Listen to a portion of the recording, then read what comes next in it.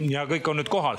Aga meie teema on siis õppetunnid 2025. aasta juhtimistest, et me katsume siin väga sellised praktilised ja konkreetsed olla nendest nii palju, kui me andmekaitse seadusi rikkumata saame olla. Et siis räägime siis konkreetselt möödunud aastast, kuidas see läks ja mida me siis sellest targemaks saime. Aga selle asemel, et ma ise siin tutvustaksin neid külasid, et need tegelikult näete ka, kes on kes, aga siis ma võib-olla palun, et me teeme sellise siia paneeli alguseks võib-olla sellise tutvustusringi, et iga üks selles mõttes tutvustab ennast selles paneeli mõistes, et me teame, kes need inimesed on, me näeme, aga selle paneeli mõistes, et missugune positsioon või lähtekoht seda diskussiooni siin pidada on, et keda te esindate ja mis teie huvid on, et oleks siis nagu selge teave seda, et mis seisukohtal siis keegi on, et aga ma ei tea, Pille, sa siis ka võib-olla ütled ka 2 sõna. Jah, mina siis jätkuvalt olen Pille Lehis ja Andmekaitse Inspektsiooni peadirektor ja kui nüüd lähtuvalt sellest paneeli pealkirjast kokku võtta, et mis siis eelmise aasta sellised õppetunnid olid, siis nii nagu siin alguse poole sai ka räägitud, siis ennekõike oli ta jällegi selline töökasvu mõttes ääretult nagu intensiivne aasta, kaebuste arvu tohutu kasv, aga lisaks siis rääkisime siin alguse poole ka nendest Euroopa regulatsioonidest ja sellistest uutest olukordadest, kus me oleme, nii et igas mõttes võib öelda, et uues olukorras. Aga nüüd, kui nagu mõelda nendele nagu juhtumitele, siis meil oli, kuidas ma ütlen, siis juhtumid ise võib-olla ei leidnud kõik aset, mis eelmist aastat mõjutasid just eelmisel aastal, vaid osad nendest juba varasemalt, aga mõned olulisemad asjad, kaasused lõppesid meie jaoks ja mitte siis meie mõistes küll oodatava tulemusega, aga sellegi poolest õpetlikud nii meile kui teistele turuosalistele ja kindlasti nagu teatavat sellist õigusselgust tõid. Ja see on ka üks asi, mis on meie jaoks nagu ääretult oluline, ehk IKÜM ehk siis Eesti isikuandmete kaitse üldmäärus on kehtinud juba meil siis selle aasta saab 8 aastat, siis ütleme nii, et on veel väga palju küsimusi, kus meil endal ka nagu teatud selline selgus puudub, et kuidas me seda rakendada saame. Meil võib olla enda seisukoht küll olemas, aga teadupärast need seisukohad saavad valideeritud siis, kui see on ka vaieldud mõningatel juhtudel kohtust läbi.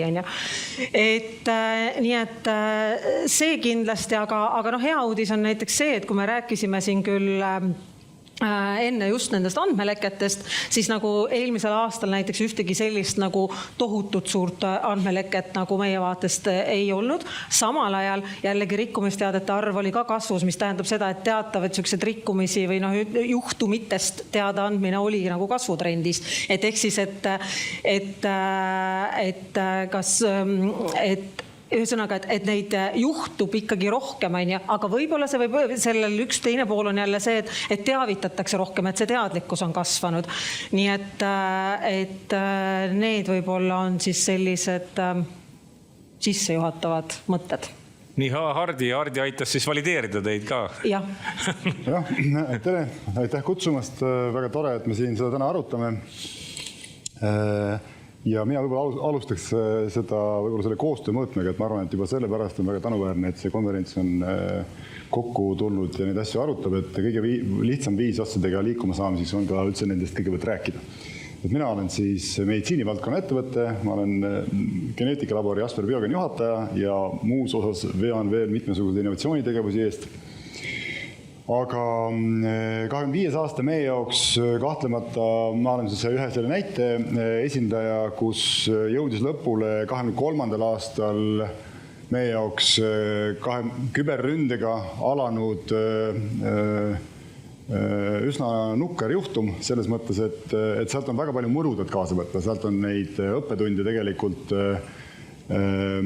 küll, aga kõik nad on üsna mõrudad. Aga võib-olla ma selles mõttes räägin sellest 2 asjast korraga. Aga ma sain tegelikult, kui ma seda natukene ka mõtlen, siis võib-olla kõige olulisem on selles asjaolu see, et see andmekaitse ja andmeturbe teema on piisavalt noor. Ja ma arvan, et kogu see vaidlus, mis meil oli AKI-ga, viitab ka sellele, et meie pädevus, üldine pädevus, see ei ole kellegi solvamiseks, on täna ebapiisav.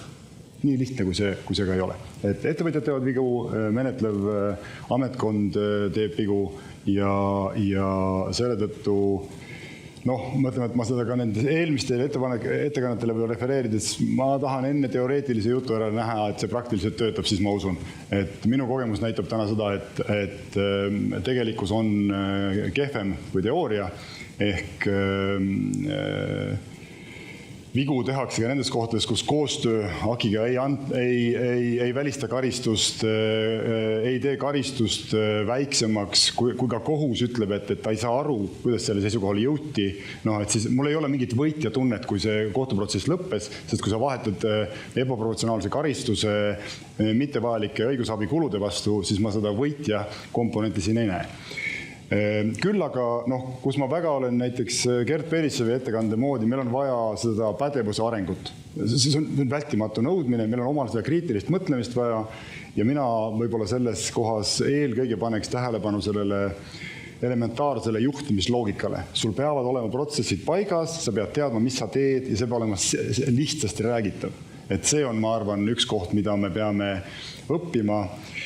Võib-olla sellise täiesti puudu oleva komponendid, kus ma tegelikult ootan AKI-lt muutust ettevõtjana, on liiderroll. Ma ei näe ühtegi teist organisatsiooni, kes võiks selles liiderrollis Eestis olla, aga kes võtab ka oma aasta aruandes kokku samaväärselt, nagu mina võtan oma juhtimisauditis iga aasta tulemusi kokku. Mis siis läks? Mis siis on need suured kitsaskohad, sealhulgas näiteks ka terviseandmeid mõjutab täna seadusandlik segadus. Seal ei ole 5 aastat loodud vajalikke dokumente, säilitamiskorrad, asjad on kõik tillapalla, eks ole. See teeb teie elu raskeks, teeb minu kui ettevõtja elu raskeks. Et me võtaksime kuskil need asju kokku. Me ei näe seda, et meil need juhtumite lugemine tegelikult ei aita paremaks teha, sest keegi ei kutsu nagu Riigikogu korrale jutumärkides, eks ole. Ja võib-olla siis kõige lõppu, kus ma tõesti sain innustust sellest näitest, mida Gert Pelissev siin tõi ja kuna ma enne sosistades talle kõrva küsisin nende õppuste kohta. Et kuna me õpime ka neid õppusi koostööd tegema, kus ma arvan, et meil Politsei- ja Piirivalveametil on väga palju pädevust, aga jällegi selles lõigus peaks AKI olema nende asjade nagu juhtoinas ja seda saab ainult koos teha.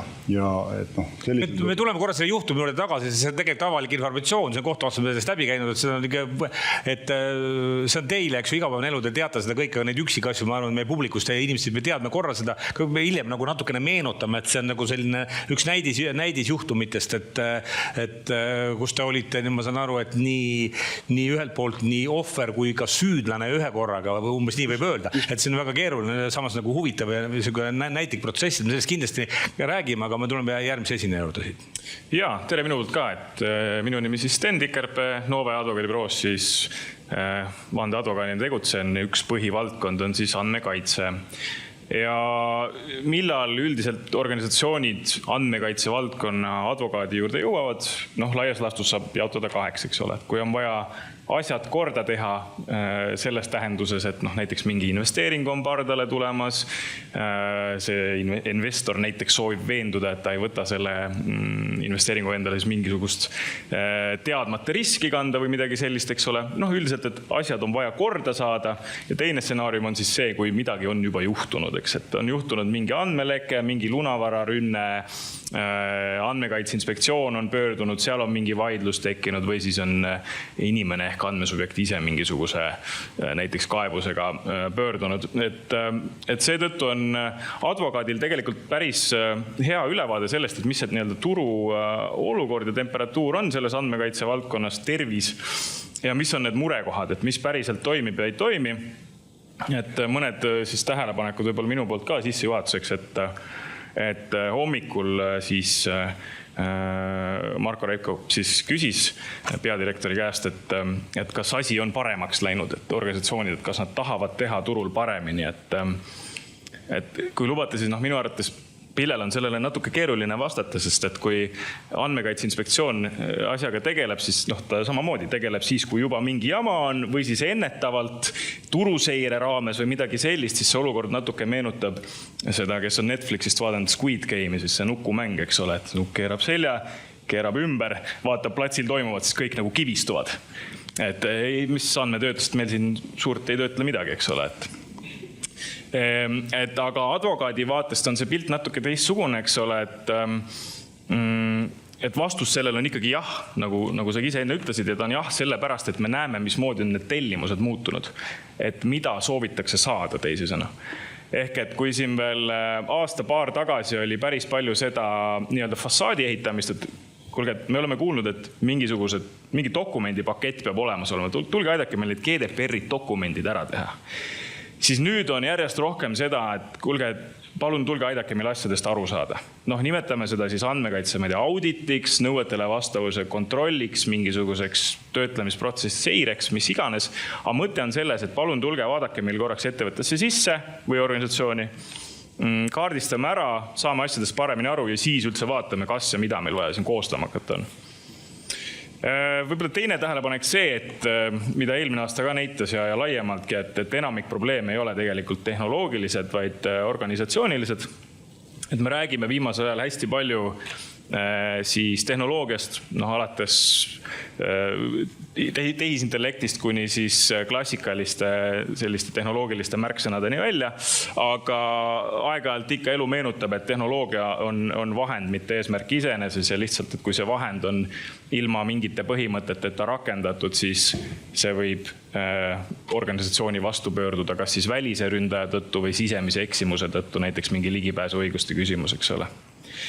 Ja paar märksõna siis veel, eks ole, et mis ühe siis konkreetse kliendi näitel eelmine aasta välja tuli, lihtsalt üks huvitav mõte, mis ei ole seotud ühe konkreetse juhtumiga, aga on siuke nagu natuke filosoofiline küsimus võib-olla. Märksõna on vastukäivad ootused või lootused ühiskondlikus mõttes, ettevõtluskeskkonna mõttes. Et kui me korra mõtleme sellele, et kuidas me Eestist kui ettevõtluskeskkonnast räägime, märksõnad on see, et Eestis on ettevõtlusega alustamine ülilihtne. Istud Kadrioru pargis maha, vaatad luike, 4 minutit mõtled, tuleb äriidee, 4 minutit klõbistad läpakas, osaühing olemas, tee äri, anna tuld. Aga kui me nüüd mõtleme korraks selle päeva esimese poole ettekannete peale, mis kõik peab olema tehtud, läbimõeldud, kaardistatud, riskid analüüsitud, päris selle 4 minutiga vist tegelikult hakkama ei saa. Või kui saab, siis on pärast pahandus majas.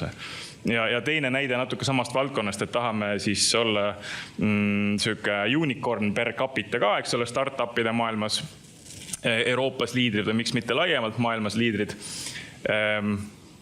Kui me mõtleme nüüd nende eesmärgi piirangute ja kõige selle peale, siis üldiselt see unicornide maailm on natuke teistsugune, kui need andmekaitse põhimõtted vahel ette näevad, et see tähendab väga kiiret skaleerimist ja katsetamist ja võib-olla me ettevõtte käivitamise ajal päris täpselt ei teagi, mis see teenus olema hakkab, mida me osutama hakkame.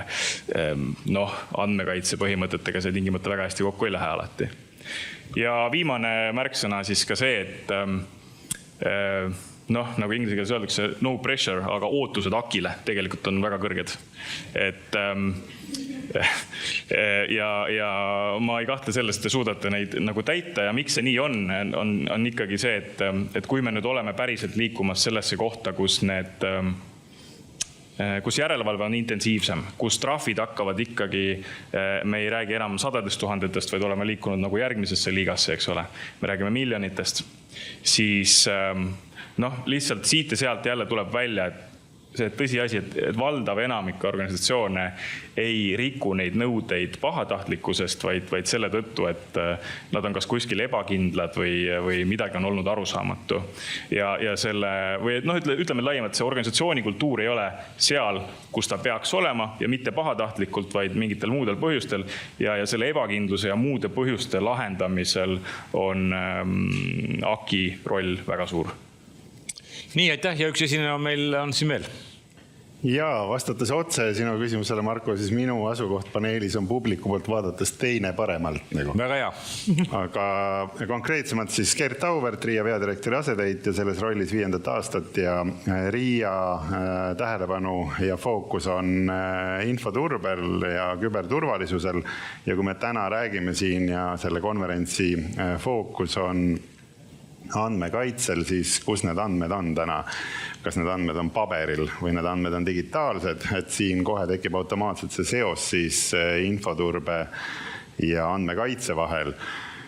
Ja regulatiivselt loomulikult andmekaitse kontekstis piibel GDPR, meil nüüd uue asjana siis võrgu infoturbe direktiiv 2 ehk NIS 2, mille ütleme ülevõtmine alles käib ja ka arutelud, debatid nii advokaatide kui Justiits- ja Digiministeeriumi, Riigikantselei, RIA, ITL-i, kõik muu.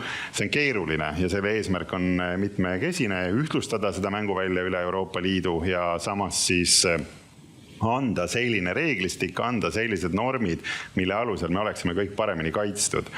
Möödunud aastal oli Eestis 2025 aastal 10 185 küberintsidenti, millel oli mõju.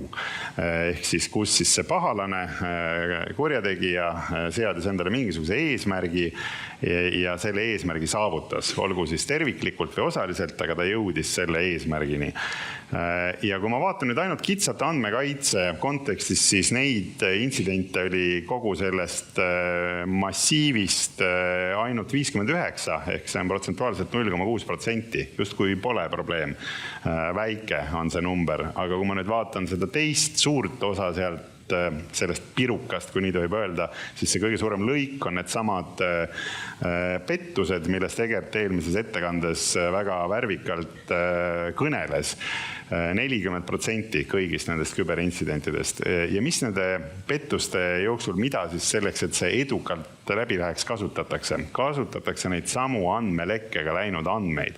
Sest andmelekkega läheb teie nimi, läheb halval juhul teie kasutajatunnus, läheb veel halvemal juhul ka teie parool, teie kodune aadress, teie telefoninumber ja see pettus või kelmus, mis teile tehakse, see on personaliseeritud. See ei ole suvaline, see on see kiri, mis teile tuleb, nad teavad, kus te elate, ma ei tea, kus koolis teie lapsed käivad, kus apteegis te tavaliselt oma ravimeid ostate. See kõik on juba teada enne, kui teile see tehakse. See on äri. Ja nii nagu Egert seda kirjeldas, seal on erinevad osapooled, kes osutavad. See küberkuritegevus on maailmas, kui panna maailma majandused ritta, USA küberturbeagentuuri juht Jen Easted ütles esimesena seda lavalt, et see on maailma 3. majandus, kui vaadata neid triljoneid, mis sellesse nii-öelda siis, mis sellega teenitakse. Ehk et see osakaal inimestest, kes erinevalt teist, kes te tulite siia konverentsile ja üldjuhul reeglina ärkate hommikul üles, lähete tööle ja õhtul tulete sealt koju ja maksate ilusti makse, et see osakaal inimestest planeedil maa väheneb ja suureneb see osakaal, kes ei soovi minna tööle, vaid soovib seda hõlptulu teenida ja kes on siis taaskord tihtipeale PPA kliendid erinevates kooslustes. Et me peame selle kõigega arvestama. See on see maailm, kus me oleme. Andmed, infoturve, küber, see peab kõik käima käsi käes.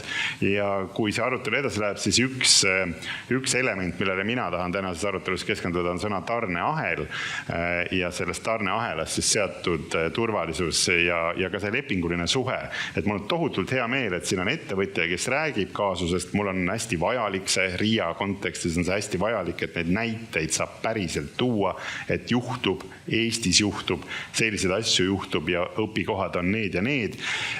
Ja ma loodan, et selle kontekstis saab siis nii seda kaasust lahates kui muid siis tänasest. Ma küsin enne, kui me räägime selle juhtumi kohe lühidalt ära, aga enne, kui me selle juhtumi juurde lähme, kas Riigi Infosüsteemide Amet oleks saanud kuidagi nagu käe vahel, et lekkisid väga suur hulk andmeid, eks ju. Kas ta oleks pidanud ja ta oleks saanud kuidagi käe vahele panna sel hetkel, kui need esimene nimi oli lekkinud, te oleks tulnud sinna, pidurdanud selle ja need ei oleks edasi läinud?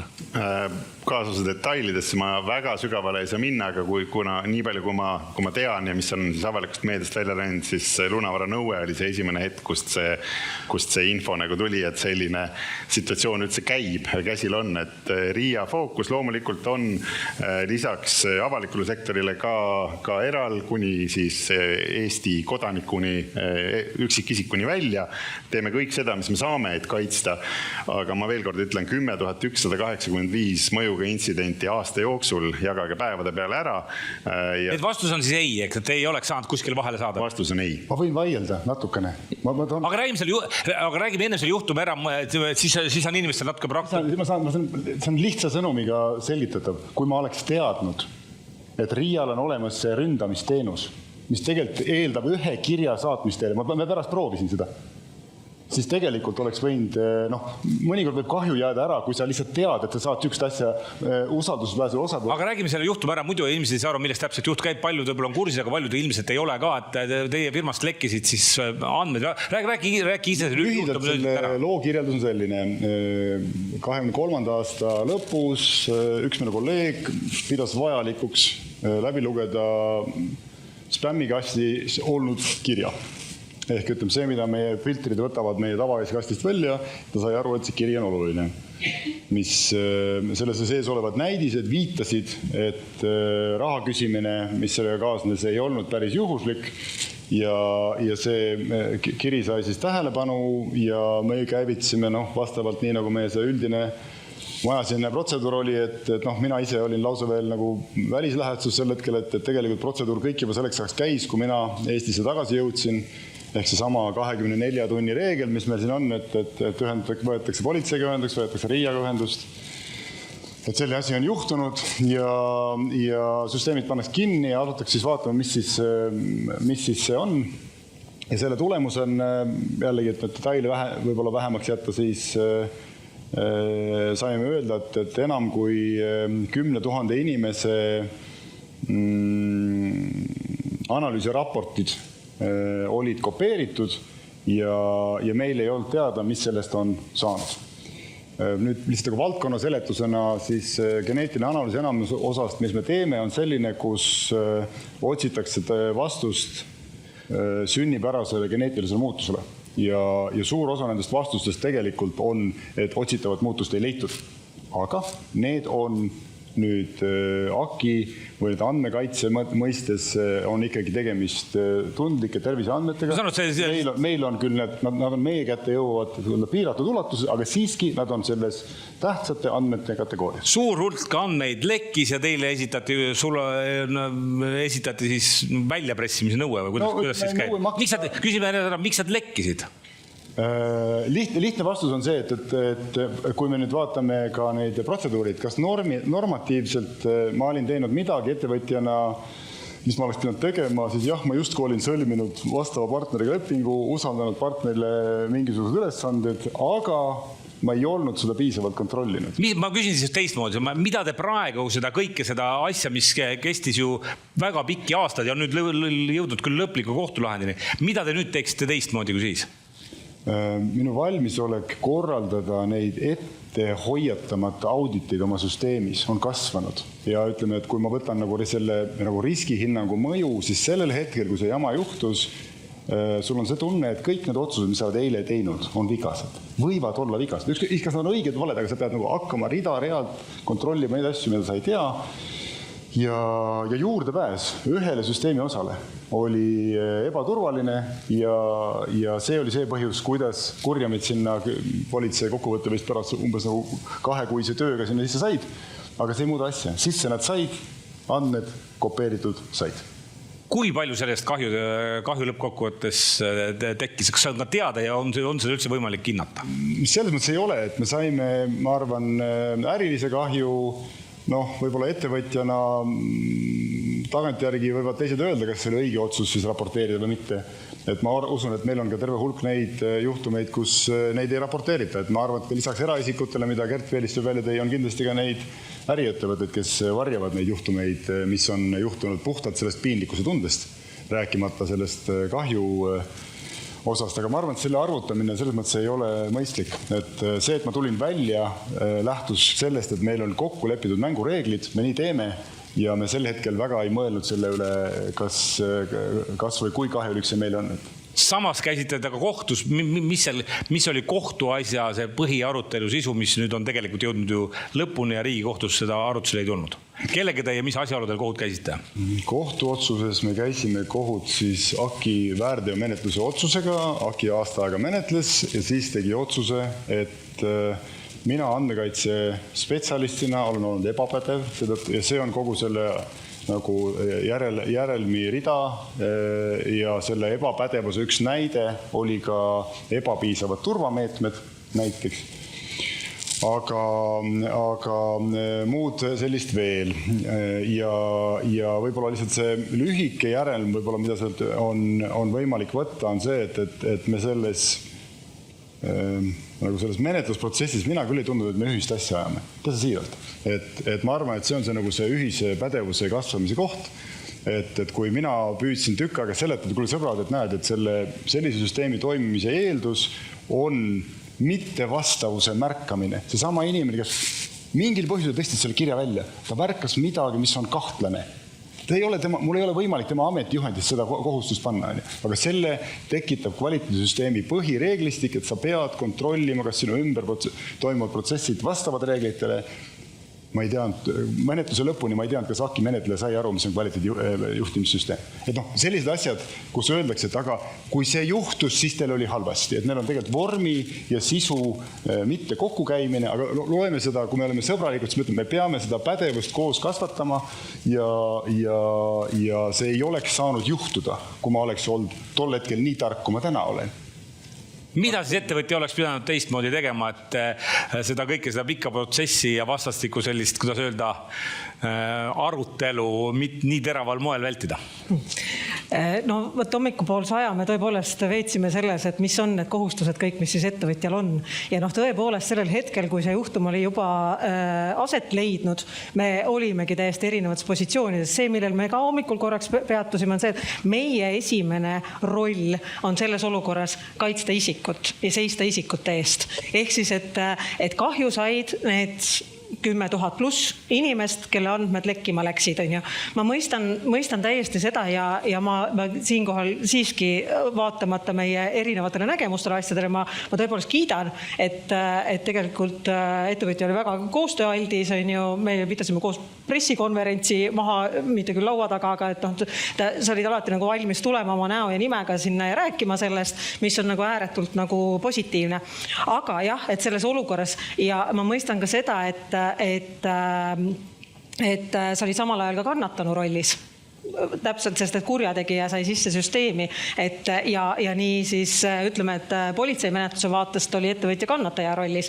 Aga meil on sel hetkel just nimelt need inimese kingad jalas, keda me kaitsma peame. Ja mida ta oleks saanud teistmoodi teha? Tõepoolest, millest me pikalt hommikul rääkisime, et kui sa ainuüksi alustad oma äri. Jah, ma olen nõus, et võib-olla see reeglistik on ja see on läinud nagu ajas muudku nagu keerulisemaks ja raskemaks.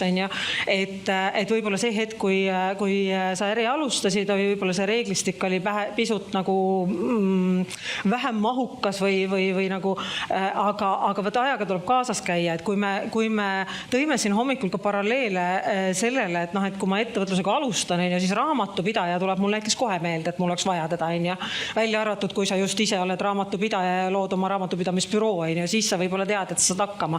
Aga näiteks, et ma saan aru, et minu äriprotsess seisneb suures osas andmetöötluses, ja ma saan aru, et põhitegevus on laborianalüüsid, aga sellega on lihtsalt paratamatult kaasneb nagu väga suur ja väga tundlik andmete töötlus. Kui ma saan aru, et minu äriprotsess on suures osas andmete töötluses, siis juba algusest peale ma selle teadmise ja need reeglistikud võtan oma äriprotsessi osaks. Ja kui ma sellest ise aru ei saa, siis ma kas helistan Stenile või siis kellelegi teisele või miks ka mitte alustava ettevõtjana või muudatusi ellu kutsudes, miks ka mitte ka suhelda meiega.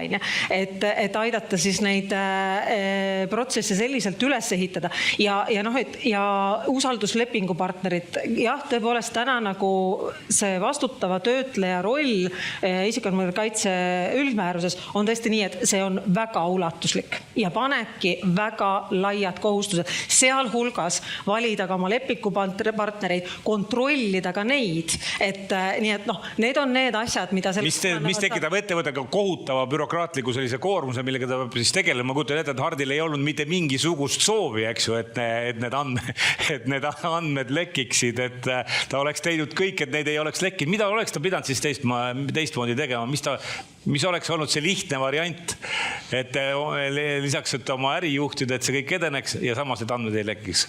No mina alustaks, ma läheks nagu ajas rohkem tagasi nagu ja jälle varastan ühe mõtte Egertilt, täna vist kuidagi järjest tuleb seda sinult mõtete vargust, et see sõna on usaldus, et esimene sõna, millest ma räägiks, oleks usaldus, et 10 000 inimest usaldasid oma andmed, selle hulgas on ju isadusandmed, kõik muud väga sensitiivsed andmed ja loomulikult tegemist oli seal erinevate meditsiiniasutustega, kes siis omakorda lepingulises suhtes teie ettevõttega, et see on neid osapooli palju.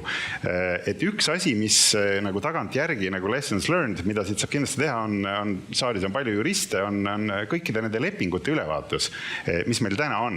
Lepingulistes suhetes, kui tähendab see, selles mõttes see, ütleme vanakooli ütlus, töö tellija materjalist, et kui te ei telli seda lepingulises suhtes, seda, et andmed on kaitstud, infoturvet on teostatud vastavalt nendele normidele, kõik muu taoline, siis tagant järele nagu selle kõige nõudmine ongi keeruline, et need lepingud tuleb üle vaadata, mida me kokku oleme leppinud, millistel tingimustel me töötleme teeme ja seal kõrval omakorda siis see kehtiv seadusandlus. Ja ma tuleks selle alguse juurde uuesti tagasi, et mis valesti läks? Valesti läks ikkagi see, et see kurjategija üldse sinna sisse sai, ega ta niisama sinna sisse ei saa. Midagi peab olema tegemata, et analüüsida tuleb seda, mis infoturbe kontekstist, milliste varade üle, milliste süsteemide, mis oli paikamata, mis oli tegemata, et see võimalus, et see siis piltlikult öeldes, et milline uks või aken selles ruumis lahti oli, et üldse oli sisse võimalik minna. Seda, et tegemist on kuritegevusega, seda ma üldse ei vaidlusta. Kurjategija sai sisse, aga et tagant järgi peale selle kuriteo toimumist saab loomulikult ise siis, kui sellega ohver analüüsida, et mis mul oli seal siis endal, kus oleks veel võinud olla üks riiv juures, et see ei oleks toimunud. Et need on need kohad, kuhu tuleb see näpp peale panna. Ja kõike seda ei pea ise oskama. Tavaline ettevõtja, mis iganes valdkonnas. Selleks on teenusepakkujad. Eestis on Infotehnoloogia Liit, kus on küberklaster, kus on circa 100 ettevõtted, kes pakuvad küberturvalisuse alast teenust. Et kui sina tegeled meditsiini teemaga, siis koristaja käib ju sul koristusteenusest, kuskilt Teliast, Tele2-st sa saad selle internetiteenuse, kuskilt sa saad muud. Küberturbega samamoodi, kui sul ei ole endal seda, osta see teenus sisse. Jah, kasum selle võrra väheneb, aga saad oma põhiäri ajada. Advokaadibüroosse tulevad need juhtumid kokku, ma saan, et teie olete pigem nagu ettevõtjate esindaja või pigem nende juhtumid tulevad, et kas see jutt on selline, nagu nad siin räägivad? Ja, no see küsimus on selles, eks ole, et nagu mida siis advokaat nagu selles olukorras teha saab või kuidas see sellele ettevõttele ja organisatsioonile kasulik saab olla. Et seal selles vaates on nagu 3 asja. Et esimene on siis see, et mida teha tuleb. Sellepärast, et see sama üldmäärus, eks ole, paneb meile siis selle sama intsidendist teavitamise kohustuse. Seal on see kohustus on veel kaheliigiline, millal me peame teavitama inspektsiooni ja millal me peame teavitama neid inimesi ehk andmesubjekti endid, kelle andmed siis sellest asjast nagu mõjutatud olid. 2 sammu tagasi. See on peale juhtumit. Tegelikult peaks rääkima, kuidas ma eile oleks pidanud olema nii tark, et asi ei juhtu. See on tegelikult mitte siis, kui on juhtunud, siis on nagu kõik targad. No vaat, aga asi ongi selles, et tihtipeale advokaadi juurde jõutaksegi siis, kui on juhtunud, eks ole, siis on vaja sellega tegeleda. Aga ma jätkan selle mõttega ka ära, et mis siis teha tuleb. Esiteks, et teadvustada seda, et see teavitamiskohustus on olemas ja nagu sa enne ütlesid väga õigesti, et tihtipeale mingi instinkt võib öelda, et aga äkki ei juhtu midagi, mis me teavitame ja tõmbame enda seal mingi jama kaela. Üldiselt see on nagu kõige halvem tee, mida minna, sellepärast, et hiljem siis, kui peaks näiteks juhtuma, et neid andmeid mitte ainult ei krüpteeritud, vaid ka kopeeriti, võeti välja, pärast avalikustakse, siis teavitamata jätmine on iseseisev rikkumine. Pärast see trahv, mis sealt tuleb, võib olla suurem ja keerulisem ära vaielda. nüüd teine asi on siis, eks ole, see esimene on see, et kuidas siis tegeleda nii-öelda otsese reaktsioonina. Teine on siis see, eks ole, et kuidas saada nõuded korda, kuidas saada organisatsiooni protsessid nõuetele vastavaks, on ju. Ja kolmas on siis see, et kuidas reageerida sellele inspektsiooni siis, on see järelevalve, on see väärteomenetlus ja midagi muud. Et need on need 3 funktsiooni, millega advokaat tüüpiliselt selles olukorras tegeleb. Kui me võtame need 2 sammu tõesti tagasi, eks ole, siis see on tõesti nagu see, ütleme, et advokaat, andmekaitse advokaadi siis tegevused, ütleme, meie büroo näitajad saab ka jagada siin nagu 3, eks ole, et see on siis organisatsioonidel siis andmekaitse valdkonnas nõuetele vastavuse saavutamine või selle parendamine. Selles mõttes meil on andmekaitse advokaate siin teisigi, et loomulikult me oleme ikkagi advokaadid, et ühtegi klienti, kes nõuetele ei vasta, meil loomulikult ei ole. Et alati saab paremini, aga nõuetele mitte vastavaid kliente ei ole olemas. Teine on siis just nimelt see lepingute pool, millest on hästi palju koolitusi olnud viimase paari aasta jooksul ka, eks ole. Aki on ise sellele tähelepanu juhtinud, erasektoris on olnud koolitusi. Lepingupartnerite kontroll, eks ole, millest Gert rääkis ka, aga siin nüüd on üks selline huvitav koht, mille ma tahaks välja tuua, et see andmekaitse maailmas, see lepingupartner tihtipeale siis, teda siis kategoriseeritakse volitatud töötlejaks. See on siis keegi, kes aitab sul täita mingisugust sinu põhiülesannet ja tihtipeale need teenusosutajad, need volitatud töötlejad on need, kellel tegelikult on see turujõud, nad on mingisugused suured teenusosutajad, kes panevad sulle oma lepingu tingimused ette, palun võta või jäta mu teenus, eks ole. Et selles mõttes tõesti need küberklastrid ja valdkonna teenusepakkujad on olemas, aga samamoodi, eks ole, igal riigiasutusel praktiliselt üks see volitatud töötleja, kes selle asutuse käsutuses olevaid andmeid töötleb, on tõenäoliselt näiteks Microsoft, on ju. Nii, võtame suvalise riigiasutuse, küsime, millal viimati käisid mõnes Microsofti andmekeskuses kontrollimas, et kui turvaliselt need vilkuvad kastid seal ikka vilguvad. Ma arvan, mitte väga tihti. Et seal on teatav selline paratamatuse faktor, mis ei tähenda seda, et see nõue peaks kuidagi minna laskma. Aga jah, et sellised mõtted. Ma võib-olla tahan korraks siit sekkuda sellega, et kui me räägime nõust lepingupartneritest, et mitte nüüd selle juhtumi pinnalt, aga ühe teise juhtumi pinnalt, et mida meil, muuseas olgu võib-olla siin öeldud ka vahemärkusena, et tegelikult me võime ühe käe sõrmedel lugeda kokku juhtumeid, millal Aki üldse oma ajaloost trahvi on teinud väärteomenetluse korras, ehk siis, et need on ikkagi väga erandlikud juhtumid. Ja need on juhtumid, kus on tegemist olnud ikkagi väga tundlike andmetega, väga suures hulgas ja või siis kuidagi nagu väga sellised erilised, et valdavalt me sekkume ikkagi tavaliste järelevalvemeetmetega, ettekirjutustega, mõningatel juhtudel soovituste, hoiatuste, jumal teab millega. Et ehk siis, et see on nagu, esiteks see on nagu väga äärmuslik ja selle indikaatoriks üheks on ka see, et midagi nagu väga olulist on jäänud nagu täitmata. Ehk siis, et midagi elementaarset, mitte sellist tohutut mingi tuuga-puugat, mida tõepoolest ükski ettevõtja võib-olla ei oskagi ette näha, et midagi sellist oleks pidanud ka tegema. Sest ka see fakt on tõsi, nii nagu Egert enne rääkis, et on olemas igale isikule tegelikult see tulemuslik rünne. Nii on ka igal ettevõtjal olemas tulemuslik rünne, isegi kui ta on kõik teinud. Aga siis ühe teise juhtumi näitel ka siit eelnevatest aastatest et seesama teenusepakkuja tegelikult elementaarne nagu selline siis, kes pakkus siis sellist andmete majutuskeskkonda nagu 10 eurot kallim teenus oleks andnud kordades nagu suurema ja tugevama kaitse nende hiirte eest, kes tema suvilasse tulla tahavad, on ju.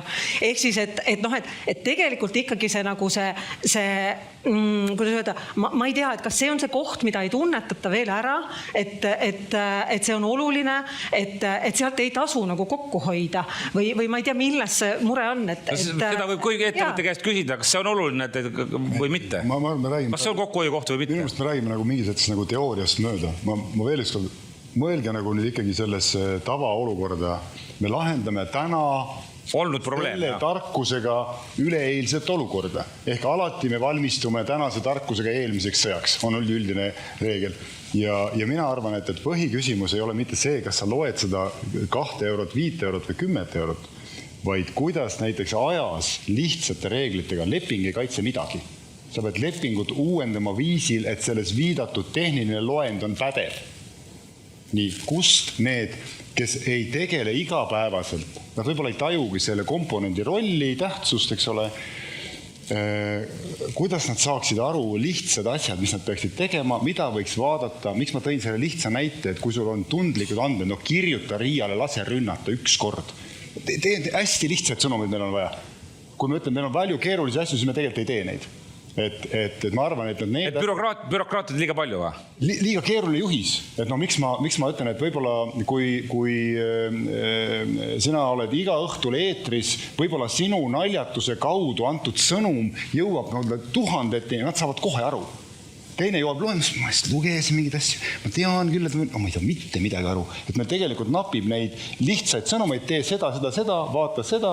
Kas on võimalik seda asja lihtsamaks teha? Küsime niimoodi, kui on mure see, et on liiga keeruline, liiga palju kulub seda ressurssi ja seda protsessi ei suuda mõista. Kas on võimalik lihtsamaks teha? Jah, ja tehakse kogu aeg.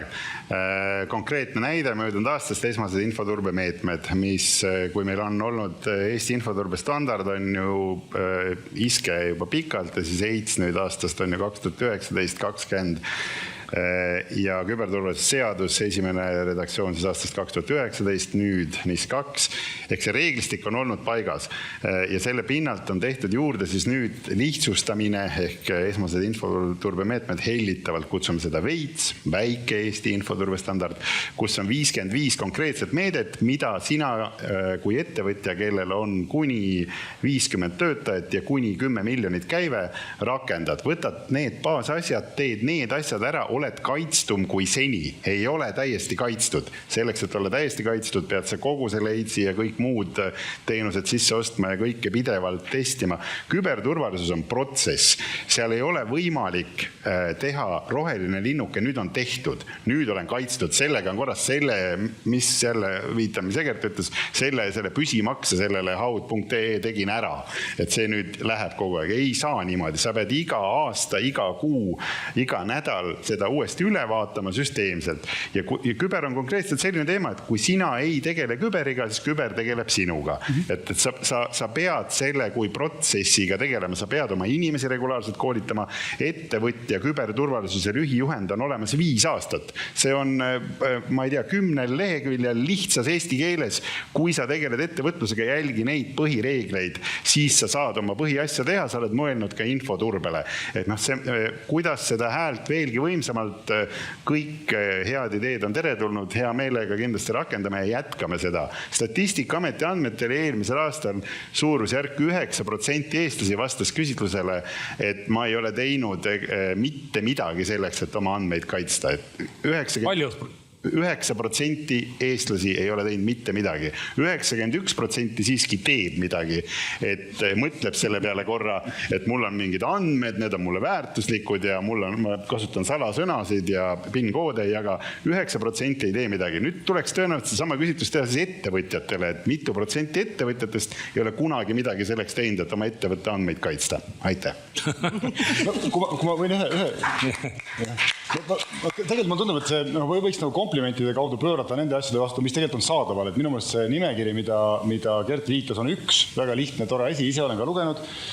Üks asi, mis tegelikult minu arvan, et oligi vist Riia initsiatiiv, see sama nende küberauditite nagu võimaluse esile kutsumine, kus ka EIS annab poole toetust, aga lõpuks auditi kas kiidab heaks või lükkab tagasi, on ise Riia. Et ma arvan, et selles kohas võib-olla võiksid AKI ja Riia omavahel koostööd teha, et see laiendada ka AKI poole peale, sest see on see koht, et kui sa juba said aru, siis tegelikult keegi aitab sul need auditid läbi teha, on see siis nüüd konkreetne advokaadibüroo või mõni muu tehniline konsultatsioonibüroo ja seda pädevust konkreetsete spetsiifiliste juhtumite lõikes meil on võimalik ka läbi AKI lasta, et AKI tutvub ka nende võib-olla erilisemate juhtumitega ja see nagu pädevuse kasv seal ka ikkagi toimub edasi ja ettevõtja ise peab ka panustama. Sten, sa ütlesid enne, et ühiskonna mõistes on nagu andmekaitse osas vastukäivad ootused. Mis sa mõtlesid selle all? Ei, ma mõtlesingi selles osas seda, eks ole, et kui me vaatame seda, et kuidas meil igal poliitilisel tasandil aeg-ajalt jälle räägitakse, et kuidas Eestis äri saab teha. Hästi kiiresti, 4 minutit, osaühing, teenus püsti, saa rikkaks, ela ilusti, eks ole. Ja nüüd, kui me mõtleme korraks nende andmekaitse põhimõtete peale, nende kohustuste peale, nende riskianalüüside peale, nende koostööpartnerite turvameetmetes veendumise kohustuste peale, eks ole, et kuidas see asi käib, siis päris nii see asi ikkagi ei ole või seal on nagu mingisugune kakofoonia kusagil, on ju. Et see on see, mida ma tol hetkel silmas pidasin. Korra ühe mõtte veel, et ma ei vastanud hästi sellele küsimusele, et viitsid Hardi sellele Riia Red-tiimile ehk meie nii-öelda ründeüksusele. Jah, tõepoolest, meil on see nüüd olemas umbes 3,5 aastat. Kohe peale sõja algust tegime. Aga selle fookus on riik, avalik sektor. Ja miks? Mitte sellepärast, et riik tahab ainult riiki kaitsta, vaid sellepärast, et kohe, kui me läheme sellega erasektorisse tegema, siis me tegeleme turu solkimisega. Me läheme Eesti ettevõtjate nii-öelda põllule, kuna ettevõtted pakuvad ka seda teenust ettevõtetele. Ehk et see ei ole nagu kontseptsiooniliselt mõeldud. Jah, me tahame seda laiendada nagu elutähtsa teenuse osutajatele. Kõige olulisem, et see elekter siin toas täna põleks ja et meil siia see net tuleks ja mobiiltelefon töötaks. Aga ka seal on küsimus see, et kas see on miski, mida peab tegema riik maksumaksja raha eest, testima neid, või peaksid seda need ettevõtted ise tegema. Et hetkel me oleme teinud seda mingites kontekstides, testinud neid, taganud, et see kriitiline taristu toimiks. Ja loomulikult ettevõtja saab ka seda teha.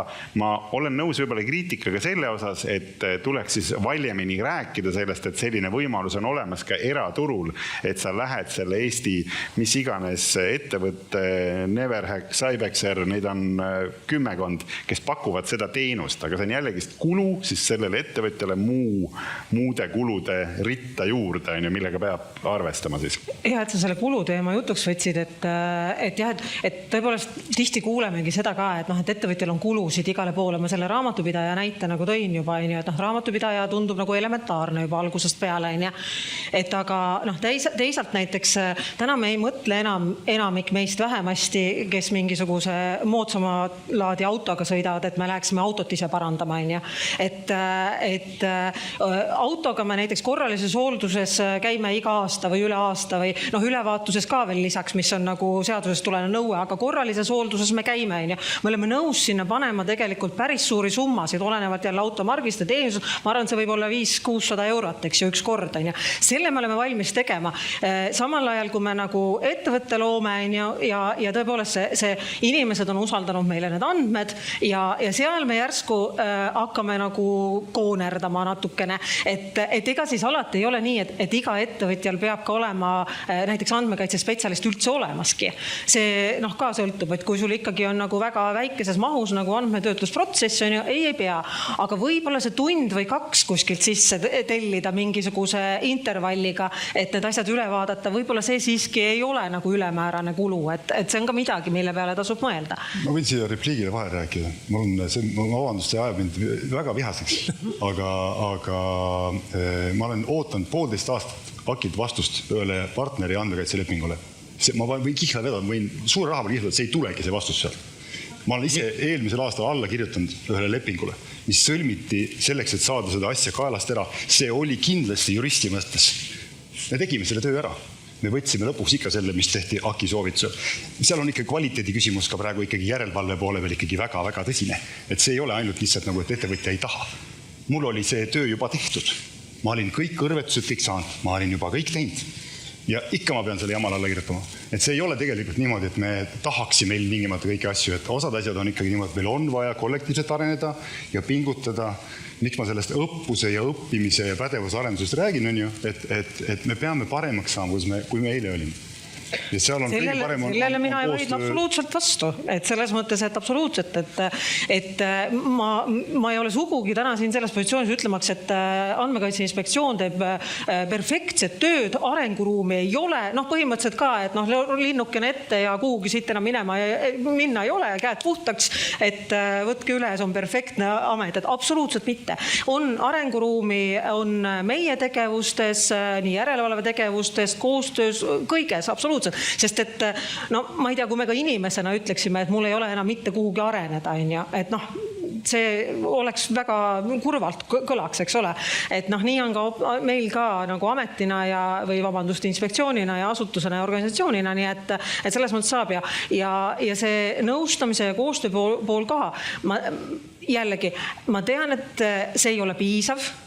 aga see on palju-palju rohkem, kui ta näiteks oli võib-olla 10 aastat tagasi, võib-olla veel mõned aastad tagasi, et see on see, millesse me oleme kogu aeg pannud juurde, aga muidugi see ei ole täna ikka veel piisav.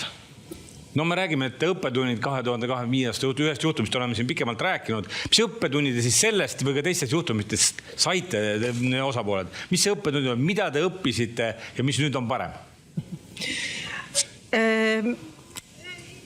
Jällegi, et ma ei, võib-olla kuna see suunatud on nagu ettevõtjale, siis ma võib-olla ei hakka nagu rääkimagi sellest, et mis meie nagu sealt niivõrd õppisime, vaid pigem nagu see, et mida siis kõigil meil on õppida. Ei, mul on ka, ma ei ütle seda, et sa vaatasid mulle sihukese näoga otsa, et mul ei ole midagi õppida, on. Mida siis meil kõigil on õppida sellest? Sest me oleme juba korduvalt ka rääkinud, et sellest usalduse kasvatamist, et miks see andmekaitse üldsegi nagu väärtust omab, miks seda tuleb protsessidesse lõimida võimalikult varakult, mis on see väärtus, mida me kaitseme, et täna siin ka väga elavalt tuli välja, et tegelikult kui ikka veel kohtume me neid inimesega, kes ütlevad, aga mul ei ole midagi varjata, mis siis, kui mu andmed nagu jalutama lähevad, on ju. Aga täna me kuulsime nagu pikka lugu sellest, et kuidas tegelikult selle tulemusena lõpuks meilt võetakse ikkagi mingi raha ära, et on see siis ettevõtja või see on mina füüsilise isikuna, on ju. Et need ründed ei ole täna enam nagu need müügikõned, et panen mingi suvalise nagu numbri kokku ja helistan ja katsetan, kas läheb pihta, ei lähe.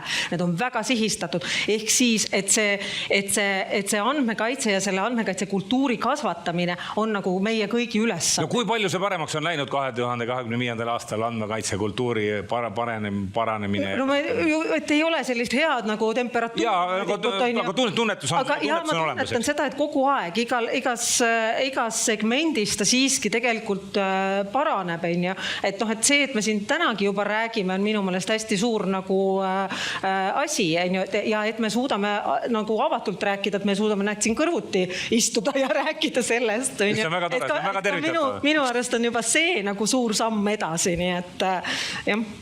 No mis on teie hinnang, kuidas see meie andmekaitse, kas on läinud, ütleme kui me siin võtame viimase aasta, kas see on läinud paremaks? Kuidas teie tunnetus selles valdkonnas on? Ma arvan, see teadlikkus iseenesest paraneb, aga ütleme, kui ma võtan oma valdkonna küsin, kas päriselt, siiralt, kas need, kes teavad, ei taha nagu inetult öelda, kas päriselt on võrreldes 23, 24, 25, kas mingi mõõdik on? Ja ma tegelikult tahaksin, et see ei ole nagu kellegi solvamiseks või norimiseks. Tegelikult meil on vaja mingisugust mõõdikut, kuidas me saame neid. Ja mul tundub, et kui me seda mõõdikut ei pane, siis meil on väga raske ka hinnata, kuidas meil see edasi läheb. Mõõdikut meil praegu ei ole, aga mingi tunnetus on meil. Aga ma kahtlen, ma tahaks näha, siis ma usun. Ettevõtjana ma usun neid asju, mida ma näen, mis töötavad, on ju. Et selles pooles ainult õppetundidest ei piisa. Miks ma arvan, et miks ma siin ise istun, on see, et selle sõnumi jagamine, et sellega on vaja tegeleda. Et minu arust nii nagu see Gerdi ilus ütlemine oli selle küberturbe mõttes, see andmekaitse lõik on samasugune, mis ühel päeval võib tegeleda sinuga, kuigi sina ei soovinud temaga tegeleda. See osa ja see usk, et me peame seda tegema, on igal juhul olemas. Aga üks, kus ma tahaksin ka ise võib-olla õppida või miks ma siin ka võib-olla Marko poole pöördun, on see, et ma arvan, meil on nendest lihtsatest sõnumitest puudu ja miks mulle väga meeldis see mängunäide, mida siin Gert Pelitsev näiteks tõi, et ma võin igale ühele saata selle sõnumi, on ju. Ma võin kõigile öelda, ma teen teile kõigile külma, on ju. Ja ma arvan, et me võib-olla üks mängu mängiksime hea meele kaasa ja oleksime pärast seda nagu ikkagi ka kõik rohkem valmis seda sõnumit kuulama, mida siis tuleb nagu Pille võib-olla nagu pidulikumas tekstis räägib, et mul tundub, et see õppuse või arenemise komponent on üks, mida võib-olla peaks püüdma edasi lihtsalt, et ma tean, et seda peab tegema muidu see. Nii, aga teie ka siis kommenteerige, kuidas teie nagu tunnetus on? Ja, see on enam-vähem see, millest ma alustasin, et meie jaoks see mõõdik ongi enam-vähem see, et mida küsitakse, mida osatakse küsida üldse. Ja tundub, et viimase paari aasta jooksul osatakse küsida rohkem ja sisulisemalt, et see võiks olla see mõõdik, mis näitab, et asi läheb paremaks. Aga ma tahaks selle vastuse siduda natuke eelmisega, eks ole, et mis küsimus oli see, et kas saaks lihtsamalt.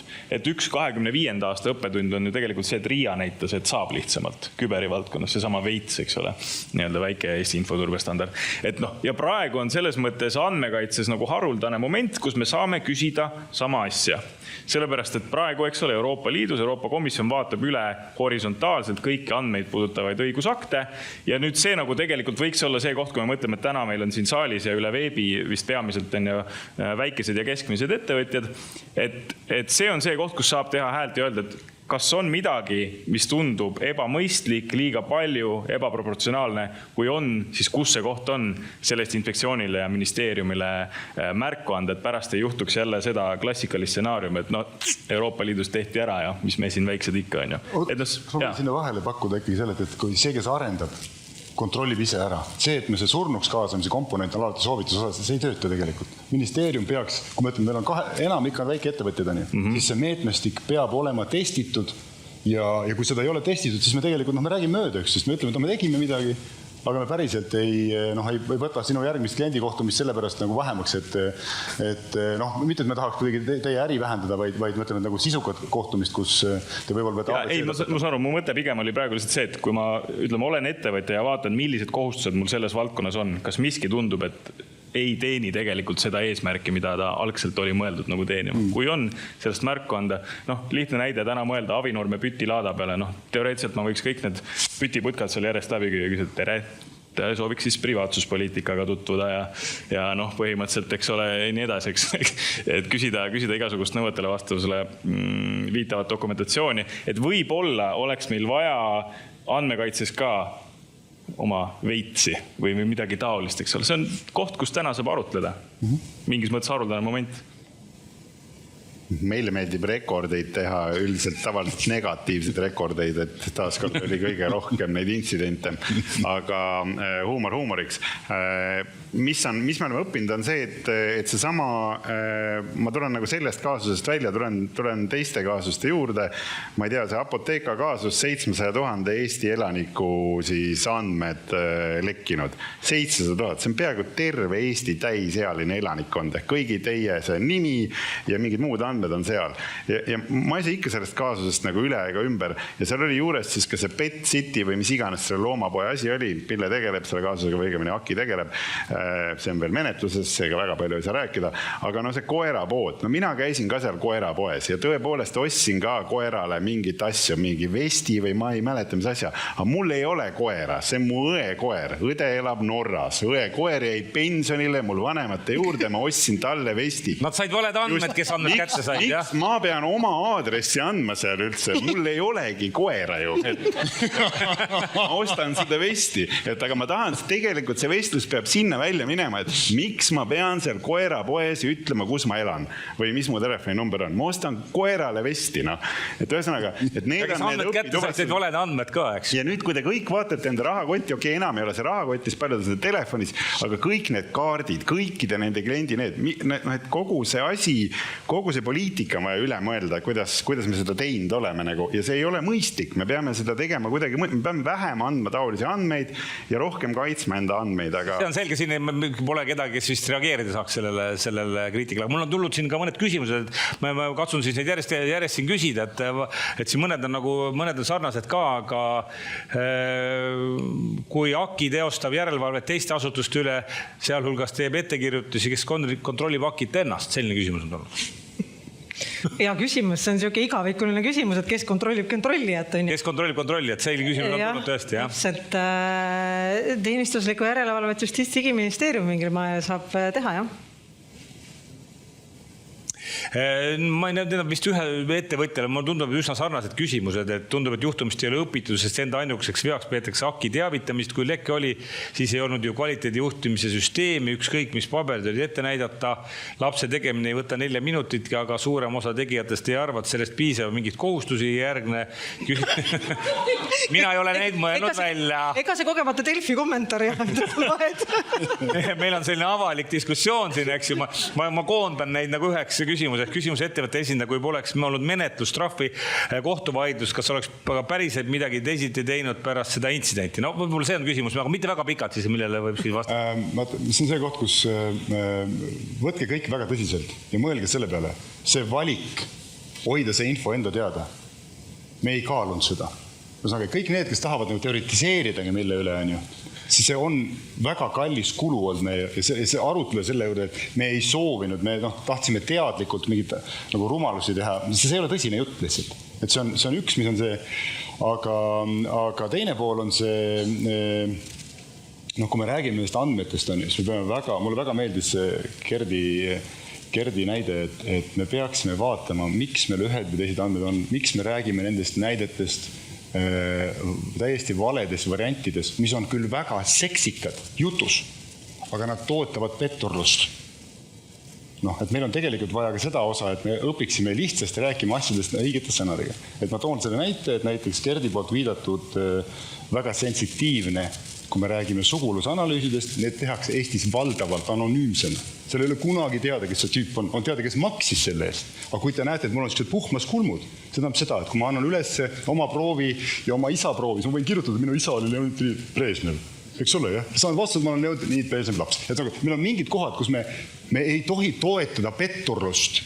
Ja see oli nagu see koht, kus ma ütlen, et mina oma juhtumi kontekstis väidan, et sellest, kas on nüüd AKIL olemas kriisiprotokoll, kas te nüüd teate näiteks, et tuleb valmistada ette kriisikava, kus on lihtsad sõnumid ja niisugused asjad, et need on minu jaoks nagu põhiasjad, millest kuhu me... Aga üks küsimus on veel siin teile, kas mingil hetkel käis peast läbi ka mõte, et äkki oleks olnud parem lunaraha maksta? Oleks tulnud odavam, ma arvan, jah. Seda ei ole küsitud. Küsitud ei ole seda, kas see oleks tulnud odavam, vaid seda, kas peast käis mõte läbi. Tegelikult ei käinud. Selle mõttes ma arvan, miks ma enne ütlesin, et me tegelikult läksime oma enda uskumise järgi, millised reeglid me oleme kokku leppinud. Ja ma arvan, et see usalduse küsimus töötab ainult selle järgi, et me Eestis oleme olnud tublid teatud kohtades, kus me ütleme, et kuulge, et meil läks mingi asi halvasti. Ja see on sellepärast, et me saaksime homme paremaks. Mitte sellepärast, et me tahaksime ilmtingimata mingit skandaali kütta. Et see on vast see koht. Stenil on ka üks küsimus. Nimeta 3 asja, mida sa viskaksid andmekaitse seadusest välja. Wow. Niimoodi kohe. Nii on küsitud. Sten, ütle 3 asja, mida andmekaitse seadusest välja visata. Andmekaitse seadusest. Okei, selles mõttes, et meil on täna teada see, eks ole, meil on olnud aastast 2016 GDPR olemas, 2018 hakati siis seda nii-öelda rakendama. Meil on teada selle tänases tekstis kas või lihtsalt mingid asjad, mis on läinud nagu nihu. Meil on läinud nihu see andmetöötlusregistri pidamise kohustus, mis nii-öelda väikestele ettevõtete organisatsioonidele ei peaks kohalduma, aga sellist asja nagu ebasüsteemne andmetöötlus põhimõtteliselt ei ole olemas, nii et see on üle katuse, vihmavarju nõue. Meil on teada see, et andmekaitsealaste mõjuhinnangute koostamise kohustus Eestis organisatsioonid, ettevõtted tihtipeale loevad, et oi, näed, siin on suletud nimekiri olukordadest, kus seda peab koostama, ülejäänud juhtudel ei pea.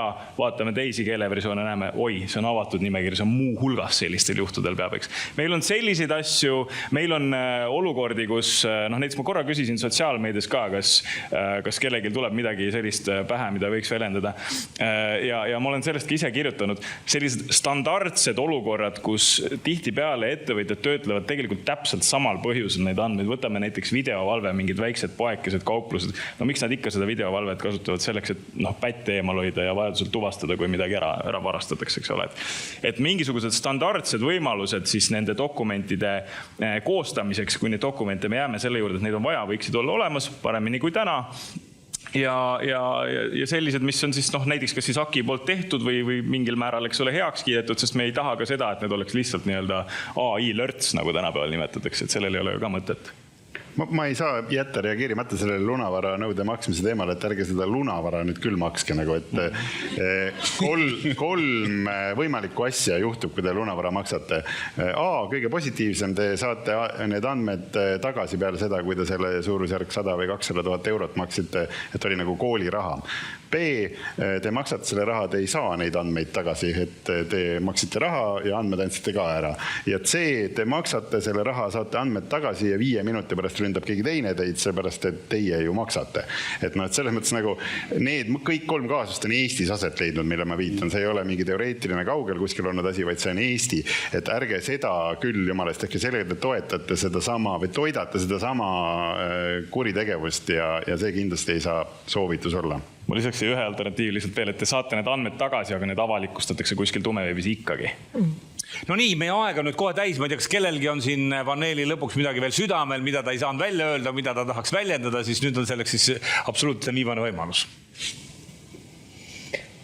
ei teagi kohe, kuidas seda nüüd kokku võtta. Mul enne just oli mingisugune hea mõte, mis ma siia otsa tahtsin öelda, aga see läks mul meelest ära. Aga lihtsalt siis võib-olla seda kõike kokku võttes, et õppetunde saime nii eelmisest aastast, kui saame tegelikult iga päev. Et arenguruumi on absoluutselt kõikidel osapooltel ja tegelikult siin me hästi palju, kuna see on suunatud ettevõtjatele, siis me peatusime ettevõtlusel, aga tegelikult on väga suur arenguruum meil riigina ja riik on tegelikult kõige suurem andmetöötleja üldse, nii et seal me täna fookuse tõttu ei peatunud. Seal on väga palju toimetamist veel, sest kõik need reeglid, millest me räägime, kehtivad ju riigile ka ja võib-olla isegi mingisugune kordaja, eks ole, sest et seal on ka tohutu andmemassiiv ja see usalduse küsimus on nagu riigi vaates ju täpselt sama oluline või veel olulisem kui erasektori vaates, aga meie kõik see olemegi ju riik. Suurepärane. Suur aitäh teeme siis esinejatele aplausid.